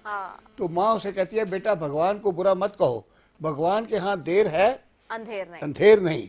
कहता है, माँ देर से बड़ा अंधेर और क्या होता है। अल्लाह अकबर, अल्लाह अकबर। बिल्कुल से जी। परवरदिगार ने कहा, इन्नल्लाह यअमुरु बिल अदल वल इहसान, बिल्कुल आदल कीजिए और एहसान के साथ, बहुत माजरत के साथ। बिल्कुल सही कहा। हमारे यहाँ का जो निज़ाम है जस्टिस का, इन्हें आदल के मुतालिक मालूम ही नहीं है कि आदल कहते किसे। ये बुनियादी मसला है। ये इंसाफ की जानिब जाते हैं, इंसाफ कहते हैं निस्फ को। मिसाल के तौर पर ये आपके पास पेपर रखा है, किताब है, ये किताब का दावा ये है आपका कि ये किताब आपकी है, मेरा दावा है ये मेरी है। अच्छा, गवाह है नहीं, कोई रिकॉर्डिंग है नहीं। अब जज साहब के पास जाएगा तो जज साहब इसको कहेंगे जब कोई गवाह नहीं है तो इसको 2 हिस्सों में कर दिया, निस्फ कर दिया, आधा आपको दे दिया। ये अदल नहीं है। अदल के लिए इनको काम करना चाहिए जजिस को। जब अदल करेंगे तो फिर ये मसाइल नहीं होंगे। अब गवाहान का सिस्टम ऐसा प्रोसेस बना दिया गया है कि वो गवाहान जा ही नहीं पाते। या अभी 3 मिलियन की बात करेंगे, 30 मिलियन भी हो जाएंगे। अल्लाह अकबर। वहाँ सिर्फ डेट्स मिलती हैं। मैं भी 1990 से कोर्ट्स में खड़ा हुआ हूँ, मुसलसल तमाम जजेस से मेरी वाकफियत है, लॉयर से मेरी वाकफियत है। वहाँ सिर्फ डेट्स मिलती हैं और बहुत मुश्किल से कहीं, अभी 2002 का एक केस है, प्रॉपर्टी का केस है, इस वक्त तक कुछ नहीं हो सका। 92 का केस है, इस वक्त तक कुछ नहीं हो सका। तमाम चीजें खत्म हो जाती है, कुछ नहीं होता। तो वो 2019 या 20 में आया था, ख्वाजा साहब मुझे करेक्ट करेंगे, वो जो 100 साल बाद एक केस का फैसला आया था, अभी पिछले 2-3 साल पहले, 2019 की बात है या 2020 की बात है? आपको ऐसे 100 साल बाद आया है वो एक केस का फैसला। तो उन्होंने कहा 100 साल में, तो मतलब वो पाकिस्तान बनने से पहले का प्रॉपर्टी का केस था जो उसके बाद अब हल हुआ, और आप इमेजिन करें कि वो देख के आदल हम मालूम हो ना कि आदल कि सीखेंगे, हम आदल सर कहते पकड़ हैं के बैठ गए कि उनकी तो सारी नस्लें ही मर गई, खप गई, और अब वो पता नहीं कौन सी उनकी 7th 8th कौन सी या 10th जनरेशन थी जिसको वो मिला है। तो मतलब फायदा क्या है कि लोग मर जाएं। और क्योंकि देखिए कि इस्लाम में तो उलमा हम मुझसे ज्यादा करेक्ट करेंगे, मुफ्ती साहब मुफ्ती नुमान भी बैठे हुए, कि वहां तो देन इन देयर फैसला होता था, वो बनाया इसलिए था, उमर के जो लॉज थे वो इसलिए थे, मौला अली के जो लॉज थे वो इसलिए थे। जी ऐसे ही है, शरीयत कोर्स बन जाए। अभी देखिए फौरन फैसले होंगे, मसाइल थोड़ी। यानी मेरे जैसा शख्स जो है 1231 ये जो मियाँ बीवी के आइली मामला है ये मसले हल कर चुका है, सिर्फ 3 तलाक़ें हुई, ये तो कोई मसला नहीं। और अगर यही केस कोर्ट में चला जाए तो बस अल्लाह पता करें तो ये देर क्यों होती है, कोई वजह क्या है देर होने की? प्रोसीजरल डिलेज है, यानी वो फॉर्मेलिटीज पूरी करते हुए सम्मन को पहले सर्व करने का जो तरीका है 6 महीने तो वहीं जाया हो जाते हैं, बैल लिफ्ट मिले हुए होते हैं, बाहर बैठ के रिपोर्ट दे देते हैं। एक केस में सुना था सेशन कोर्ट के साथ बिल्डिंग है केएमसी की, तो कोई केएमसी के लिए सम्मन भेजा था तो बैलेफ ने रिपोर्ट दिया कि केएमसी का पता नहीं मिला।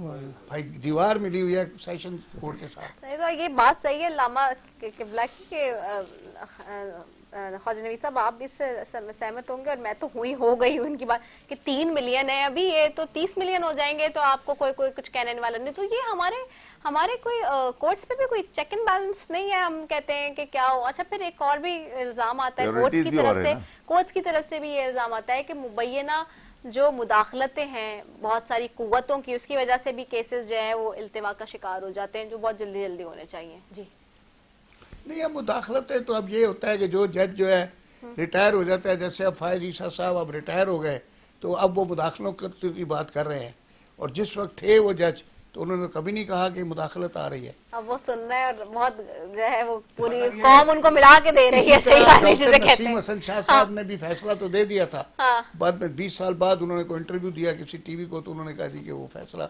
मुदाखलत से था, गलत था। तो ये चीजें हैं। अच्छा, जब मुदाखलत होती है, आप भी जज रहे हैं, जी जी, तो आप कैसे डील करते थे? अल्लाह का शुक्र है हमारे जमाने में कोई मुदाखलत हुई नहीं। अच्छा। मैं तो फिर हर बात को हंस के टाल देता था। देखिए जज साहब जो है ना ये बड़े अच्छे इंसान हैं, खुदा इनको अच्छाई में रखे। देखिए बुनियादी तौर पे जो मसला है, जो मुदाखलत होती है ना वो चंद केसेस हैं सियासी नौइयत के, उसमें होती है पावर कॉरिडोर्स के गेम। हाँ ठीक है, पावर ये जो डिले केसेस है ना ये आम लोगों के हैं, इस पर कोई मुदाखलत नहीं होती, इस पे कुछ और चीजें होती है, वो एक अलग बात है, लेकिन डिले आम हो रहे हैं। हमारी प्रायोरिटीज जो है कोर्ट्स की, वो जो पावर प्लान गेम्स हैं उन केसेस को चलाने की है। आम नॉर्मल इंसान का केसेस जो है वो नहीं हो पाते, वो नहीं चल पाते। हाई कोर्ट्स में पूरे सिंध से लोग चले आ रहे हैं, आके बैठ जाते हैं, फिर डेट लेके चले जाते हैं, इसमें बूढ़े हो जाते हैं। आम केसेस पे जो है उसकी पेंडिंग नहीं होनी चाहिए। बिल्कुल ऐसे। जी जी। अच्छा, ये अदालत का निज़ाम बहुत बड़ा निज़ाम आप अलैहिस्सलाम ने अपनी सीरत तैयबा ताहिरा से सारी चीज़ें इंट्रोड्यूस कराई। आप मदीना पाक के आप अलैहिस्सलाम की पूरी लाइफ देखें 10 ईयर्स की, उन्होंने सारे मामला सॉल्व करके दिखाए। उसके बाद सहाबाए कराम का जो टेन्योर आया उसके अंदर भी ये सारी चीज़ें हमें मिलती। आप अलैहिस्सलाम की हदीस मुबारक है, उन्होंने फरमाया कि क़यामत के दिन सूरज सवा नेज़े पे होगा और हर शख्स उसकी गर्मी से तप रहा होगा और पिघल रहा होगा। चंद लोग ऐसे होंगे जो रब के अर्श के साए के नीचे होंगे। बेशक। उनमें से एक शख्स किसका बताया? वो जो आदिल जज होगा, वो उस साए के नीचे होगा। उन 7 लोगों में से एक शख्स वो भी होगा। कितनी बड़ी बात आप अलैहिस्सलाम ने बता दी। दूसरी बात, अगर एक सच्चा आदिल जज है जो इंसाफ और दीन के मुताबिक और तकाज़ों के मुताबिक करता है तो वो आप अलैहिस्सलाम की मैयत में होगा। उसको इतना बड़ा मकाम एक ये भी मिला। अपने कंट्री की अगर बात कर लेते हैं, जैसे भी डिस्कस हुई, तो इतने सारे कंट्री दुनिया में अराउंड 200 कंट्रीज अपना मकाम देखें कि अदालती निज़ाम हमारा किस लेवल पे खड़ा हुआ है। लास्ट से देखेंगे तो 2-4 कंट्रीज से ऊपर होगा, बहुत ज्यादा। उसकी रीजन क्या है कि वो जो तकाजे हमें दिए गए थे या जो रूट्स इस्लाम ने हमें बताई थी, या खुद पाकिस्तान के जो हमारा पिनल कोड है उसके अंदर जो रूट्स बताए गए दसातीर पाकिस्तान, उसको फॉलो नहीं किया जा रहा विद ट्रू स्पिरिट। और जब ट्रू स्पिरिट के साथ फॉलो नहीं किया जाएगा तो सारे केसेस पेंडिंग में जाएंगे, और पेंडिंग से पेंडिंग बढ़ते बढ़ते केस खुद ब खुद फौत हो जाता है, बात आती भी नहीं है। हमारे यहाँ एक और भी मसला है, एक और भी हमारा मसला ये है, जिसमें आप लोग भी खामोश हैं, जिसमें मुझे उलमाए कराम से बड़ा शिकायत रहती है, और मैं काफी सालों से जब ट्रांसमिशन करी मैं बात करती हूँ बांग्लादेश, हमारे यहाँ बहुत सारे लॉज शरीयत के अगेंस्ट बने हुए हैं, जिसकी वजह से भी बहुत सारे मसाइल खड़े हुए हैं। तो चाहिए हमारे उलमाए कराम को कि एक प्लेटफॉर्म पर आके या जबान होके इस चीज को भी एड्रेस करें कि ये चीजें भी एड्रेस नहीं हो रही हैं। नहीं, आपने जैसे अभी सवाल उठा दिया, देखिए बहुत सारे नहीं है, 99% यही कैफियत है। मैं चूंकि उसको फेस कर रहा हूँ जी। देखिए मसला क्या है, हमारे मसला ये ब्रिटिश कवानीन लागू है, उसमें हमने मुस्लिम कवानीन को गड़बड़ करने की, उसको चरबा बनाने की कोशिश की, ना ये मुस्लिम रहे ना ये वो रहे, ये तो एक अड़फंजा हो गया, अजीब कैफियत हो गई है। ठीक है, ये बुनियादी मसला है। अच्छा, आदिल की जहां तक आपने बात की, जज की बात की, मौलाए कायनात अमीरुल मोमिनीन अली इब्न अबी तालिब अलैहिस्सलाम, उनका अपना फरमान है कि मुझे जो सबसे ज्यादा तकलीफ पहुंची है वो मेरे आदिल की वजह से पहुंची है। मुझे जो कत्ल किया जा रहा है वो आदिल की वजह से, मुझे ईजा दी जा रही है आदिल की वजह से। तो आदिल होना आसान काम नहीं, ये नामुमकिनात में से है। ये सिर्फ वही कर सकता है जो क़ुर्बतन इल्लाह करता है, अल्लाह की लिए करता है। बेशक। तो वही शख्स मुंसिफ भी बन सकता है, वही तमाम काम कर सकता है। और यही वजह है कि जिन घरों में लोग आदिल होते हैं, यानी कि आप फैमिली मेंबर को किसी को देखेंगे, यूजुअली आप घरों के अंदर भी देखें, जब कोई बड़ा फैमिली मेंबर्स में कोई डिसिप्लिन्ड होगा और वो अदल से लेके चल रहा होगा, सब उसके खिलाफ खड़े हुए होंगे, सारे उसके खिलाफ महाजराई करके खड़े हुए होंगे, सारे सब उसके महाजराई करके खड़े होंगे। वो बेचारा अलग होगा क्योंकि वो सबको समझा के मर जाएगा कि ये जो है ये इंसाफ है, ये इक्वालिटी है, ये सारा चीज, लेकिन वो नहीं करेगा। कोई बात नहीं। तो ये आप जितना तन्हा होते जाएंगे उतना हक का करीब होते जाएंगे। बिल्कुल ऐसे, उतना कर्ब इलाही आपको मिलता रहता है। सबसे बड़ी बात ये है, हसन यार साहब मौजूद है, मैं चाहूंगी कि चंद अशार जो है आपके होते हुए जो है वो मैं सुने जी। माशाल्लाह। आज 20 रमजान भी है, तो वहाँ भी इंशाल्लाह बात सुनाऊंगा। एक मौलाया अली अलैहिस्सलाम की मनक़बत उस्ताद 18 मार्च को उनकी शहादत का भी था, सिद्दीक़ जाफ़र साहब का। दो सवाल ऐसे में चंद अशार पेश कर रहा हूँ मैं। जब खुदा को पुकारा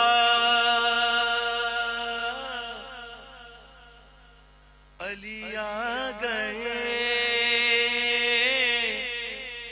जब अली आ गए जिंदगी आ गई, जिंदगी बंदगी रोशनी आ गई, रोशनी आ गई, आ गई, आ गई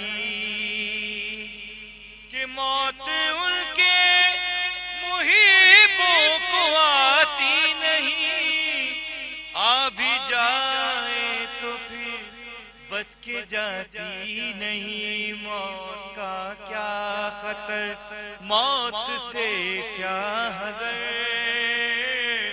इससे बचना भी क्या, आ गई, आ गई। और गुस्ले मैयत न कहना मेरे गुस्ल को, उजले मलबूस को मत कफन नाम दो। मैं चला हूँ अली से मुलाकात को, जिसकी थी आरज़ू वो घड़ी आ गई। और जिब्राइल और कंबर पर क्या मुनहसर, दर तेरा छोड़कर कोई जाता नहीं, जो गुलामी का तेरी मजा पा गया, रास जिसको तेरी नौकरी आ गई। और इश्क जब तक ना हो शेर होता नहीं, मुझ में कब एलियत तेरी मदह की। मेरे मौला मैं कुर्बान तेरे इश्क के, सिबते जाफर को भी शायरी आ गई। सुभान अल्लाह, जज़ाकल्लाह। बहुत ही खूबसूरत कलाम पेश करने की साथ हासिल कर रहे हैं, ज़बरदस्त। और नाज़रीन, आज बात हो रही है फतेह मक्का के हवाले से, और जहां हमने फिर अबू सुफियान की बात की, जहां उसने इस्लाम कबूल किया, उसमें कोई शक व शुबा नहीं कि अबू सुफियान ने सिर्फ उसने खौफ और दहशत की बुनियाद पर इस्लाम का इजहार किया, वरना उसका दिल उस वक्त भी ईमान और एतकाद से खाली ही था। उसका इस्लाम मुनफ़क़ाना था, और हकीकत ये बात के ज़माने में बारहा वाज़े भी होती रही। मिसाल के तौर पर फतह के मौके पर ही जब उसकी जान खुलासी हुई तो उसने चंद दिनों में इस्लाम और मुसलमानों की शान और शौकत का एहसास किया और देखा कि मुसलमान किस तरह नबी पाक सल्लल्लाहु अलैहि वसल्लम के हुक्म पर लब्बैक कहते हैं। तो वो बहुत मुतासिर हुआ, बहुत मरूब हुआ, और अब्बास बिन अब्दुल मुत्तलिब को कहने लगा कि अब्बास, तुम्हारे भतीजे ने तो जबरदस्त सल्तनत हासिल कर ली है। अब्बास बिन अब्दुल मुत्तलिब ने कहा कि अबू सुफियान, ये सल्तनत नहीं बल्कि नबूवत है जो खुदा की अता करता है, खुदा का वादा है। फतह मक्का के हवाले से जो मनाजिर उस पर अगर नजर डालें तो मोहम्मद मुस्तफ़ा सल्लल्लाहु अलैहि वसल्लम बिन अब्दुल्ला ने लश्कर को 4 दस्तों में तकसीम किया और मुख्तलिफ सिमतों से शहर में दाखिल होने का हुक्म दिया और ताकीद की कि जो तुमसे लड़े उसके अलावा और किसी से जंग न करना। चारों तरफ से शहर घिर गया और मुशरिकीन के पास हथियार डालने के अलावा कोई रास्ता ना रहा। सिर्फ एक छोटे गिरोह ने लड़ाई की जिसमें सफवान बिन उमैया बिन अबी खलफ और अक्रमा बिन अबी जहल शामिल थे, और इस मुख्तसर सी भीड़ में मुशरिकीन के 28 अफराद इंतहाई जिल्लत से मारे गए। लश्कर इस्लाम इंतहाई फातिहाना तरीके से शहर मक्का में दाखिल हुआ, जहां से 8 साल पहले पैगंबर इस्लाम हजरत मोहम्मद मुस्तफा सल्लल्लाहु अलैहि वसल्लम बिन अब्दुल्ला को हिजरत करना पड़ी थी। कुछ देर आराम के बाद सल्लल्लाहु अलैहि वसल्लम जो है वो अब्दुल्ला मुजाहिदीन के हमरा काबे की तरफ रवाना हुआ और काबे पर नजर पड़ते घोड़े पर सवारी की हालत में हिजर अस्वद को बोसा दिया। मोहम्मद मुस्तफ़ा सल्लल्लाहु अलैहि वसल्लम बिन अब्दुल्ला तकबीर बुलंद करते थे और लश्कर इस्लाम आपके जवाब में तकबीर बुलंद करते थे। काबे में दाखिल होने के बाद मोहम्मद मुस्तफ़ा सल्लल्लाहु अलैहि वसल्लम ने तमाम तस्वीर को बाहर निकाल दिया, जिनमें पैगंबर हज़रत इब्राहीम अलैहिस्सलाम की तस्वीर भी शामिल थी, और तमाम बुतों को तोड़ दिया।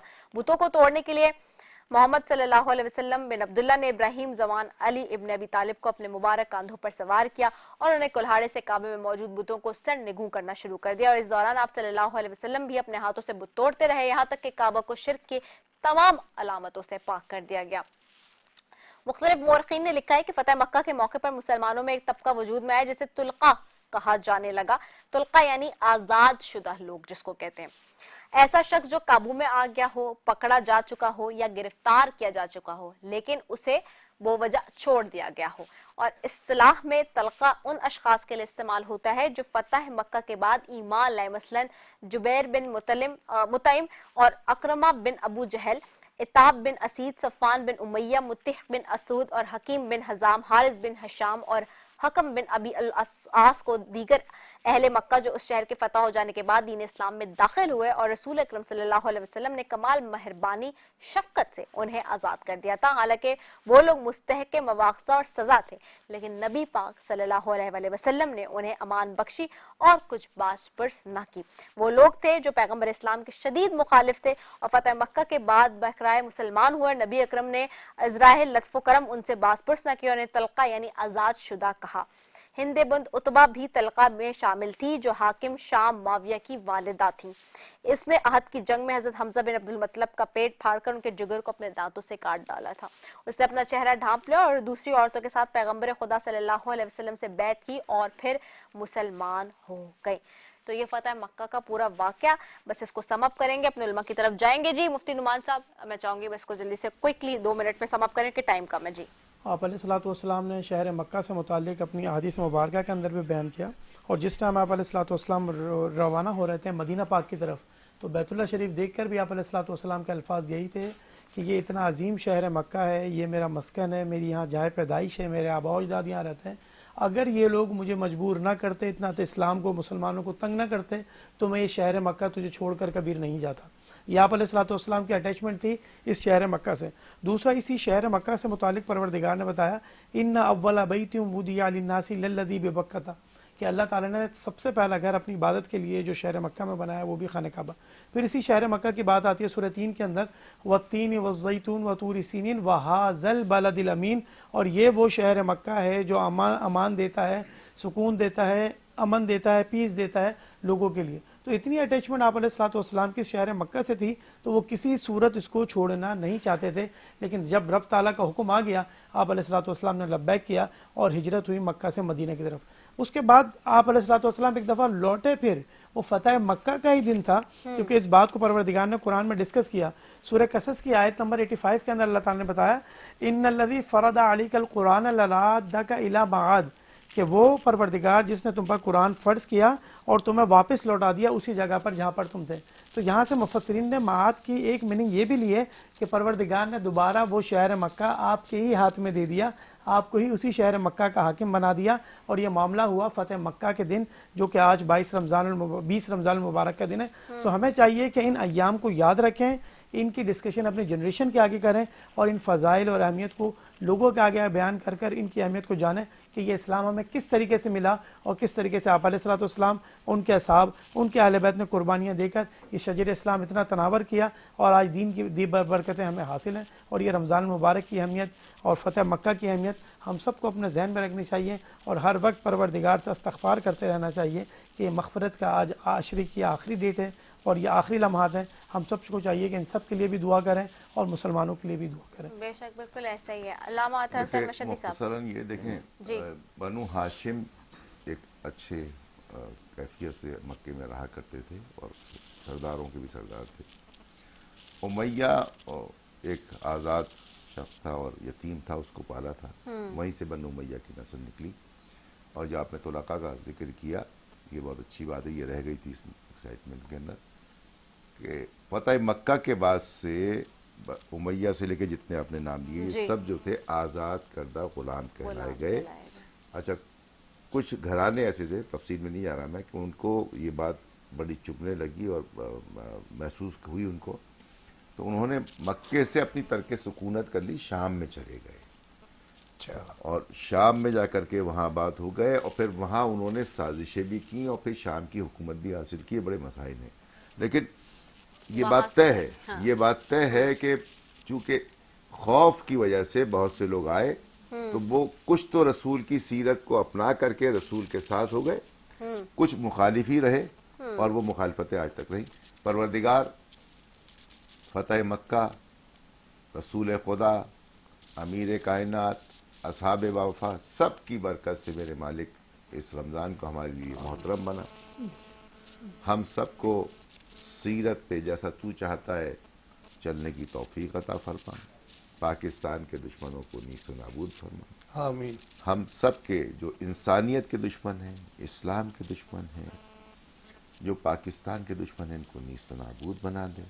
आले रसूल के दुश्मनों को, असहाब बावफाए रसूल के दुश्मनों को नीस्त नाबूद बना। हम सबको एक और नेक बना। इस्लाम, मुसलमान और रमज़ान की जो फजीलतें हैं उनको अपना के अमली किरदार बन के ज़िंदगी गुजारने की तौफीक अता फरमा। बिल्कुल ऐसा ही है, आपने बिल्कुल ठीक कहा। और वो आपने जिक्र किया उनका भी कि जो लोग वहाँ से मूव कर गए, जो नहीं थे साथ, जो मुनाफिकीन थे, क्योंकि दरअसल हर दौर में मुनाफिकीन होते हैं जो आपके मुंह पे कहते हैं कि जी हम आपके साथ हैं, लेकिन पीछे जाके वो हाथ से मिल जाते हैं। अगर ये सवाल जाए, क्या उस दौर में ज्यादा थे या आज के दौर में ज्यादा है? नहीं, उस दौर में भी इतने ही थे, इस दौर में भी इतने ही। फर्क ये है कि उस दौर के लोग छुपे हुए थे, आज के लोग छुपे हुए नहीं है। हाँ, आज के लोग जाहिर हो जाते हैं। बिल्कुल ऐसा ही है। मैं ख्वाजा साहब आपकी तरफ आऊंगी। ख्वाजा साहब, बड़ी अच्छी डिस्कशन अभी थोड़ी देर पहले, मैं तो बड़ा इम्प्रेस हुआ आपके आने से आपके मौजू के ऊपर बाकी सबने ज्यादा डिस्कशन कर ली, आपको मौका हमने कम दे दिया। मैं ये हाँ, तो वो सबका फेवरेट टॉपिक है, क्योंकि आपसे अब मेरा सवाल यही है कि जो सब डिस्कशन हमारी शुरू हो गई कि हमने कहा, मैंने थोड़ी सी बात की थी, अल्लामा साहब ने उसको मुकम्मल कर दी बात, कि मैंने कहा कि हम तो ज्यादातर हमारे मेजॉरिटी हम देखते हैं कि हमारे यहाँ जो लॉज हैं वो शरीयत के अगेंस्ट हैं और उसमें चेंजेस नहीं आए। तो वो अल्लामा मशहदी साहब ने उसको बढ़ा के बना दिया। अब चूंकि वो ब्रिटिश कानून है और वो चेंज नहीं हो पा रहे, मतलब हमने जब बनाया, बात ये है कि ब्रिटिश के जमाने में भी ना इस्लाम के खिलाफ कोई कानून नहीं था, वहां पर भी हम मुसलमान थे, हमारा मोहम्मदन लॉ था, पर्सनल लॉ, हमारी जो इनहेरिटेंस है हमारे लॉ के हिसाब से होगी, हमारा जो भी फैसला होगा शादी ब्याह तलाक मोहम्मदन लॉ के तहत होगा। इसी तरह पारसियों का अपना लॉ था, पारसियों की तलाक अभी पाकिस्तान में भी है, वो उनकी तलाक जो है वो पारसी लॉ के तहत होती है। अच्छा, क्रिश्चियंस का अपना लॉ है और उनकी तलाक जो है, हमारे यहाँ क्या होता है, हमारे यहाँ तो वो कोर्ट में केस चल रहा है जिसकी खबर सबसे ज्यादा चलती है कि जी वो दूसरी शादी के ऊपर जो है वो पहली बीवी की इजाजत वाला ये लॉ जो बना है, तो वो शरीयत में तो नहीं है। नहीं, ये आइली कवानीन जो थे ना वो उस जमाने में 76 ये 1962 में 1960 का मुस्लिम ऑर्डिनेंस जो है, मुस्लिम लॉ ऑर्डिनेंस, वो जो मुझसे मैं बता रही हूँ ना, मैं खुद भी लॉ कर रही हूँ इसलिए। हाँ, तो 1962 का ऑर्डिनेंस है, उसमें जो उसे इज्तिहाद कहते हैं, तो सारे उलमा को अयूब खान ने जमा करके इज्तिहाद किया था और उस इज्तिहाद में दो चीजें की थी, एक पहली बीवी की इजाजत चाहिए दूसरी शादी तो के गलत लिए। है ना, ये शरीयत में नहीं है ना, ये बैठे ना ये बताएंगे। तो शरीयत में अगर मैं गलत अलामा कह रही साहब हूँ तो- बताएंगे ना, हाँ, ये तो इज्तिहाद कह की रही गुंजाइश है ना मजहब में, इज्तिहाद की गुंजाइश है। मुफ्ती साहब बैठे पूछ हाँ, रहे तो थे ना सारे अल्लामा मुफ्तियों साहब को से। जमा करके हाँ। किया था ना, वो अलग बात है कि मार्शल लॉ कहता है मुफ्ती भी जमा वो हो कह रहे हैं, वो तो दिखा रहे हैं, वो बंदूक दिखा रहे हैं, वो बंदूक दिखा रहे हैं, मुझे अभी ऑप्शन दिखा रहे हैं। इनके अब्बा ने तो जदोजहद की थी उस जमाने में। तो वही कराची की जो सबसे बड़ी थी सैयद शहनशाह हुसैन हमारे स्टूडेंट लीडर थे, और उस दौर में जो सारी जदोजहद मार्शल लॉ के अगेंस्ट की थी वो इनके वालिद साहब की जदोजहद थी। यही तो मैं कह रही हूँ कि ये तो शरीयत में नहीं है, शरीयत के अगेंस्ट हो गया ना आगे। शहर बदर तो भी वो हुए थे। बेचारे वो लोग मर रहे हैं अब कोर्ट के शहर अंदर, बद- वो शहर कोई बदर शादी भी कर हुए। लगा तो उसको पकड़ के ले जाते हैं, वो तो कहते हैं कि पहली बीवी की इजाजत नामा लाओ, और वो तो फिर वो हाकिम बन के बैठ मगर अब जाती है। कानून तो वही लागू है ना, तो वो होता है तो ये सजा भी आप देते हैं लोगों आजकल। का, तो मैं आपसे यही पूछ रही हूँ कि कानून क्यों नहीं बैठ के अब डिस्कशन के साथ टेबल पे बैठ के क्यों नहीं चेंज हो पहले रहा भी है? बैठ के ही गुंजाइश हुआ है। था, अब हाँ। अलग बात है कि टेबल मार्शल लॉ की थी। तो ये तो अब ये है हम ना। क्या कानून को भी जो है वो सॉरी मेरा मतलब हम क्या मजहब को और शरीयत को भी क्या दबाव से चलाएंगे क्या अब? नहीं नहीं, ये आईडी कानून बन गए थे ना, बस पक्के हो गए थे। ये मुफ्ती साहब ये क्या क्या हो रहा है जी? देखिए, हमारे जो दस्तूर है उसके अंदर ये बात है कि पाकिस्तान में कोई भी लोग कुरान और सुन्नत के खिलाफ नहीं बनेगा। कोई कानून कुरान और सुन्नत के खिलाफ बन नहीं सकता।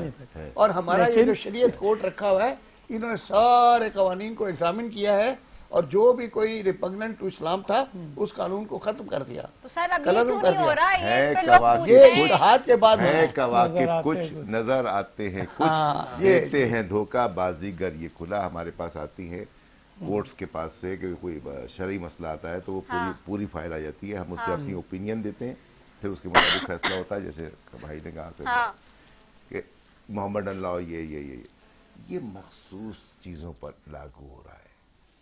आपके जायदाद के केसेस हो जाए, यही ना, उसी में मैं तो ये तो वो सारे परेशान है लोग, तो मेरे पास तो इतने लोग आते परेशानी लेके, यही बैंक के भी इसमें बड़ी अच्छा, इसमें बेहतरी भी की ये है गुंजाइश कि मोहम्मदन लॉ में भी ये जो इनहेरिटेंस के कानून है, तो शिया पर्सनल लॉ अलग है और सुन्नियों का पर्सनल लॉ अलग है। तो जैसे शिया की इनहेरिटेंस होती है, शिया में बेटी को पूरा हिस्सा मिलता है, सुन्नियों में क्या है कि बेटी को पूरा हिस्सा नहीं देते, अगर उसका और वारिस नहीं है तो रेजिडुअल शेयर चाचे और चाचा के बेटे और फूफी के बेटे ले जाते हैं। और शिया में अगर किसी की इकलौती बेटी है तो सारी जायदाद उस बेटी को मिल जाएगी।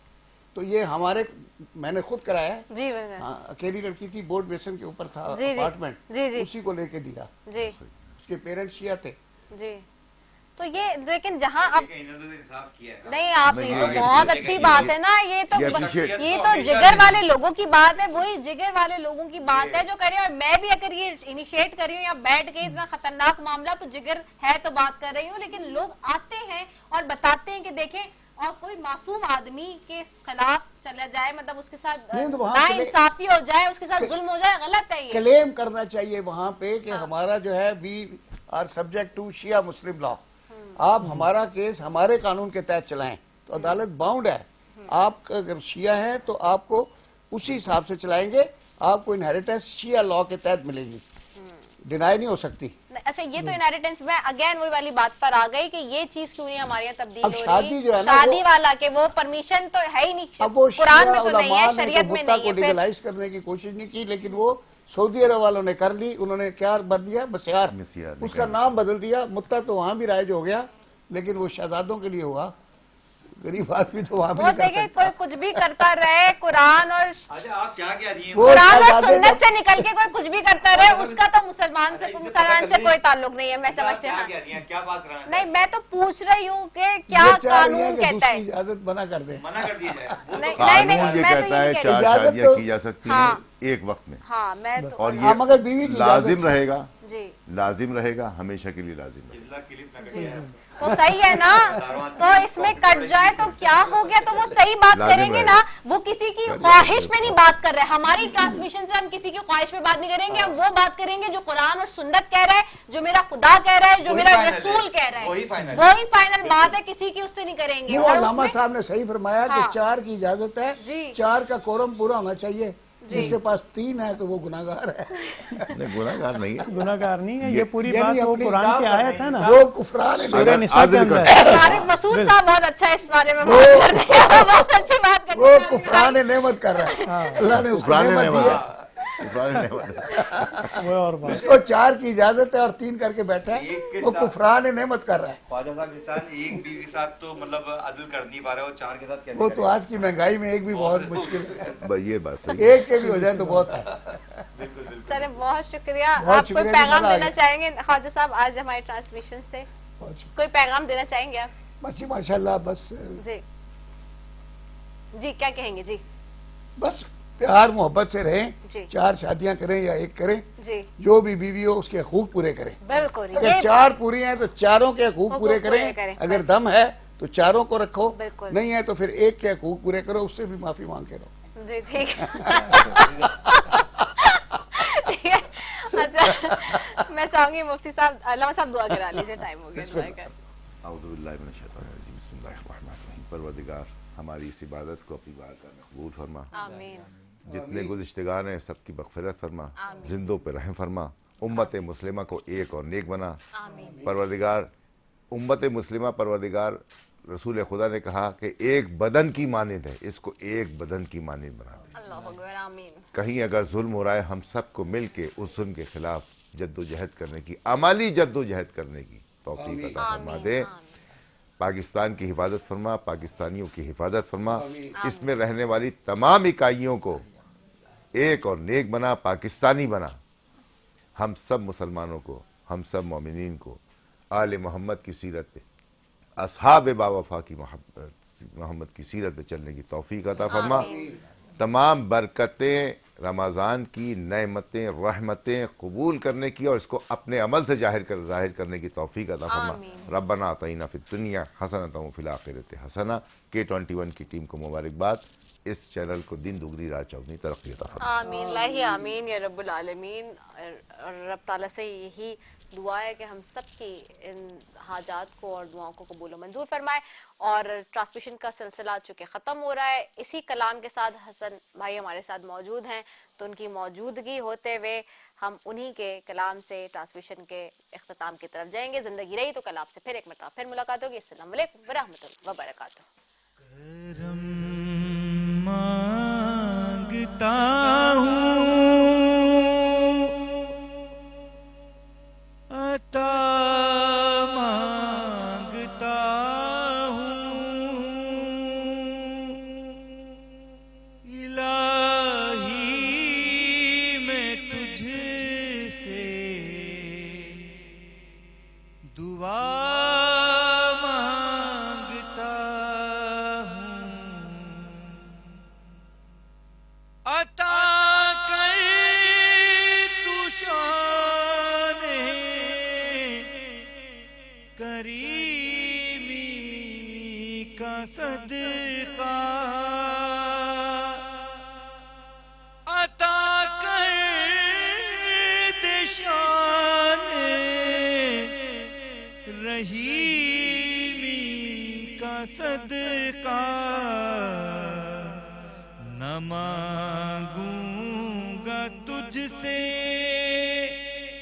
तो मांगूंगा किससे, तेरा हूँ मैं तुझसे दुआ मांगता हूँ। जो मुफलिस है उनको तू दौलत अता कर, जो बीमार है उनको सेहत अता कर, मरीजों की खातिर